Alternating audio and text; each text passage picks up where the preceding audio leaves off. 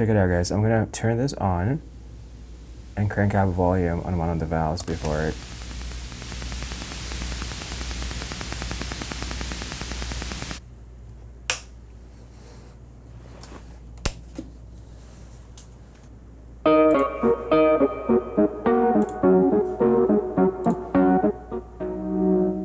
Okay, so far so good. Now let's mess around with this a little bit.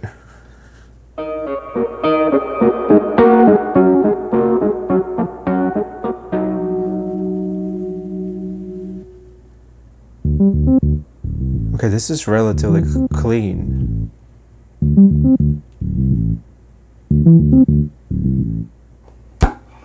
Ow.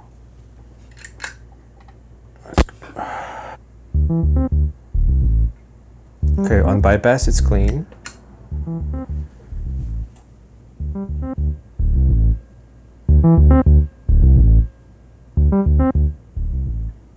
This doesn't do anything. Why? Is it for overdrive? Okay. Let me pause here. I would say that these two pedals so far, they hold. There's no like additional noise.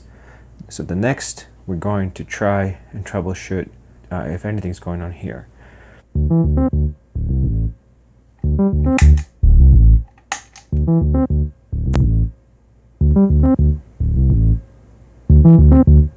Oh, it gets overwhelmed even at a low volume. I think we need to take a look at Diamond Boost EQ before we understand the pentavocal tremolo. So in essence, gain basically adds a saturation and compression. The manual actually says to push this first before you apply level, and level just basically is like a water valve. Okay, and then we'll move on to the tilt. By default, this knob doesn't really do anything. However, if you were to turn it left, you will end up shifting the tilt at around 800 hertz, and it will increase the low frequencies, and at the same time it's going to cut mids and high frequency. It's doing so by 6 decibels on either side, and the same is true if you were to turn the knob to the right. Mids cuts or boosts your mid-range frequency set at around 800 hertz. Now, I didn't understand this until I started looking into this pedal, because what I was experiencing is called psychoacoustics. Basically, by cutting the mid-range, my brain was perceiving increase in low end, which was actually an illusion. To add to all of this, the pedal trims sub-frequencies at around 40 to 50 hertz. It uses coupling capacitors. If you ask me what that is, I don't know. But basically, it somehow blocks unwanted DC voltage and rolls off low frequencies. And I would try and compensate by reducing the mids and thinking that by doing so, I was boosting low end, which is not what was happening. Now we could take a look at what's happening with the tremolo. So one of the things I could not understand on this tremolo is its filter. This is where the biggest button here. It has 5 presets. On 5th position, it's just flat, unfiltered sound. And on the 1st position, it acts like a hard, high-pass filter. I would be messing around with this quite a lot without even understanding what this thing is doing. And usually around 4th or 5th position, we would start clipping unless the volume was down on the previous pedal. Another thing with the pedal is its bottom knob. And basically the way it works is like once you start turning the controls all the way to the left, it works like a normal tremolo. When you turn the knob all the way to the right, the mids and highs, they completely disappear and the low end stays without modulation. I had no idea that this was happening. So, even when, position of the dial on the filter was at 4, the bottom was all the way to the right. You have this low end, which is already distorted. The mids would disappear. Absolute disaster of a sound. The other interesting thing is the depth knob. when you turn it all the way to the left, it would start clipping instantly.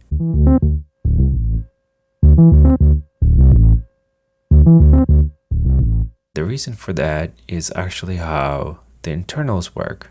There is an LED light coupled with a resistor. So when you turn slowly the knob all the way to the right, the light basically pulsates from brightest to least brightest, which increases, decreases volume. However, when you have the knob all the way at 0, the light stays constantly on, which instantly makes the pedal work at its max volume. And this almost guarantees an instant, a hard clipping distortion. You can actually use this creatively, but in the case of playing a track, if you were to go into that range, you would instantly hit a clipping, and this would add to confusion, which is one of the things that kept happening.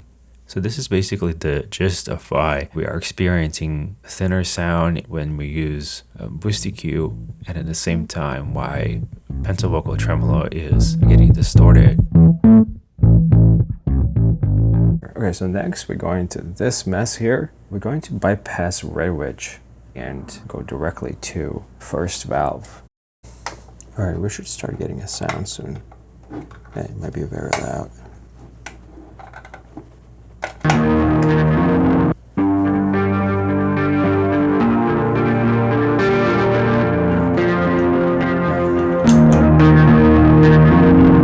I feel like right off the bat, this is overwhelmed instantly without even going into the bottom pedals at all.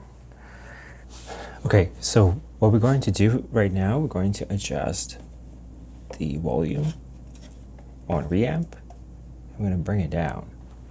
The reason we're doing this is because it looks like with a very clean guitar sound, it's just way too hot. Not only does it clip on the output level, and I have to reduce it by almost 3 dBs.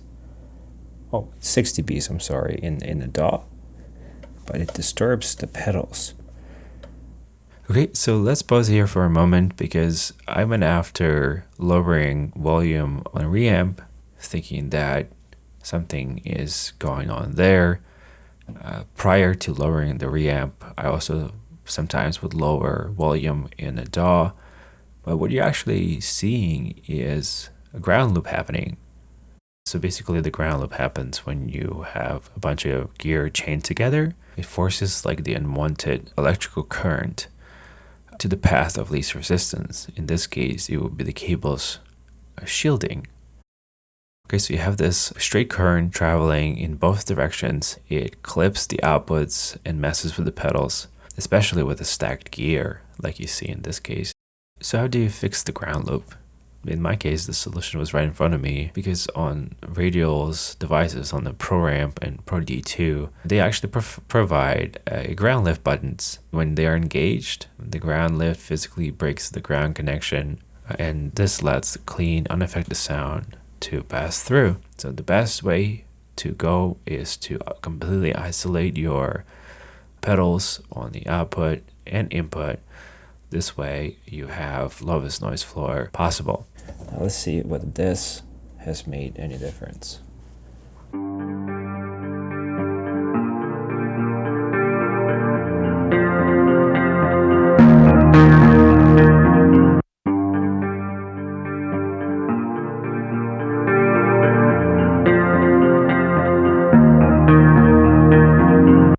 I'm sorry, so we had a low pass filter on 6 o'clock and it killed the reverb of the guitar.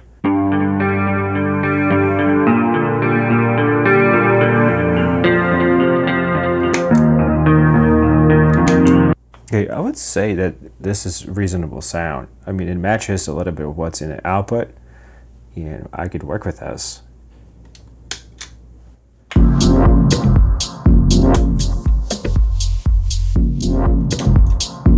It's a little bit too loud.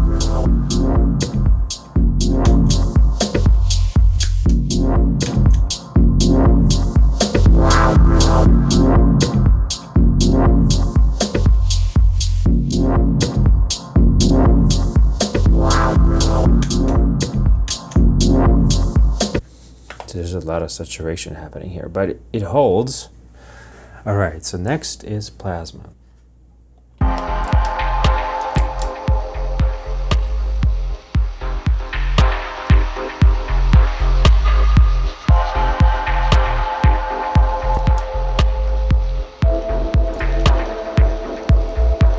This really thickens the sound quite a bit, and there's still so much headroom.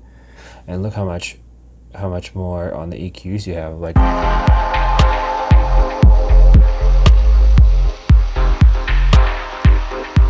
okay, so we're going to now plug in the second valve.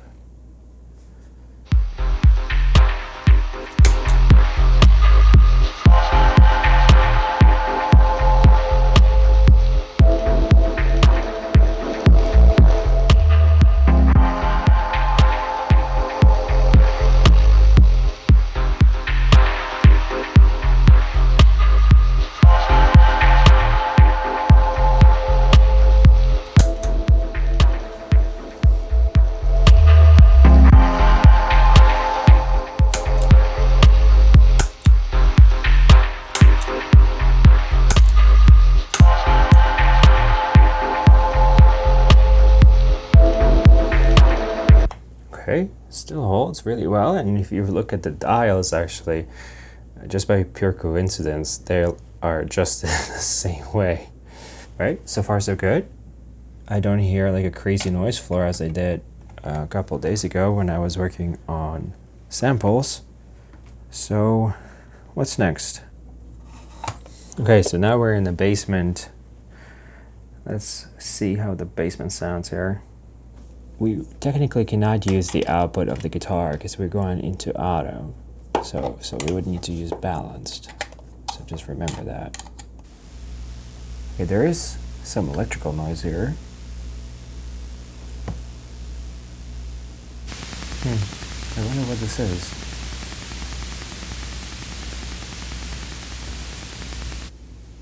Okay, well, check it out, guys. I'm gonna turn this on and crank up volume on one of the valves before it.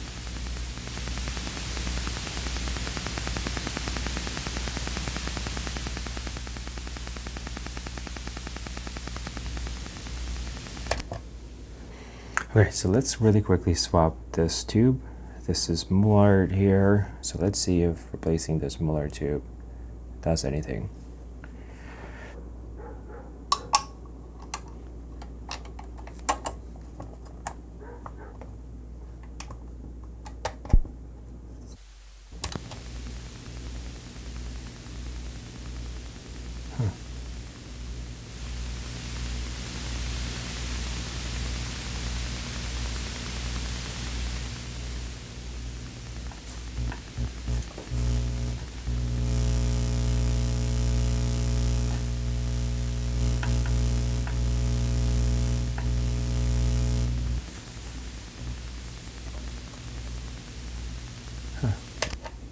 So this patch cable is from Mogami, and it should technically isolate it a little bit better. So it's gonna kind of floating here independently. And increase volume here.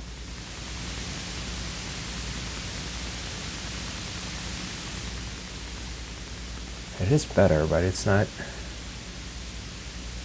great either. To me, this sounds like a Wi-Fi or something. I accidentally leaned in, and I was like, wait a minute. And you could make this on this side, or even that side. So that is wireless transmitter.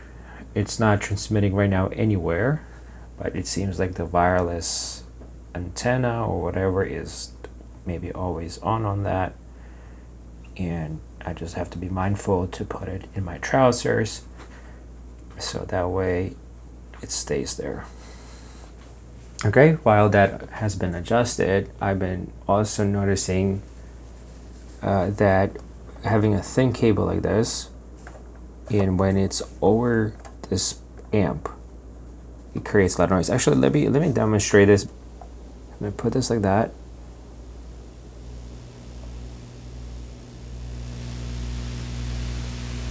All right, so it's pretty loud.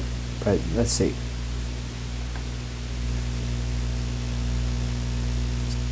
This is off.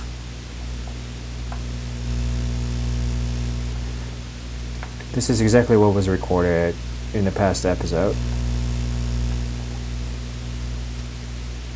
This is where the noise came from.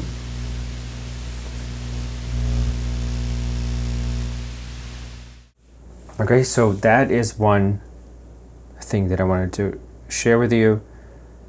The other one is, check out this sound.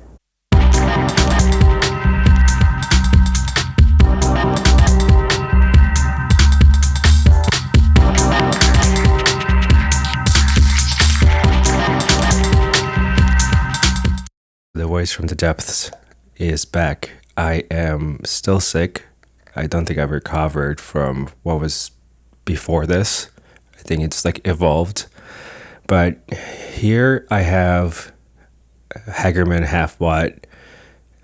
I finally discovered what's going on with the setup and why the sound is a little thinner than I would like it to be. Most, if not all of the guitar amps, the frequency range is between 65 hertz to 6 kilohertz. That curve is obviously designed for guitar, like electric guitar. This particular unit rolls off the low frequencies starting at 3 dBs at 65 hertz. At 20 hertz, it's almost like a minus 18 dBs. I can't really use this for something like, beats or bass. I could still hear it. It's super punchy. I mean, the drums just shine really well, and overall, like, the track is much more even and bright. The harmonics are great, but I mean, just great sounding amp. I don't think I can't really get sound like this with the equipment that I have. I am actually selling it. I have a listing on eBay right now, and it is kind of unfortunate that I need to part ways with it. I almost see this as like a device that would be made for a line level signal where you have 2 mono jacks in, 2 mono jacks out, and you can use this saturation and it would have been incredible. Maybe I'm talking about leveling amplifier because that is what I would love to replace this with. There is Effector Rod's leveling amplifier, which looks incredible. It is very similar to the Blackbird preamp. It's just absolutely monstrous looking, and I would love to get my hands on it. Yeah, I mean, as you can see, it's an empty rack, but it's also something that is being transformed.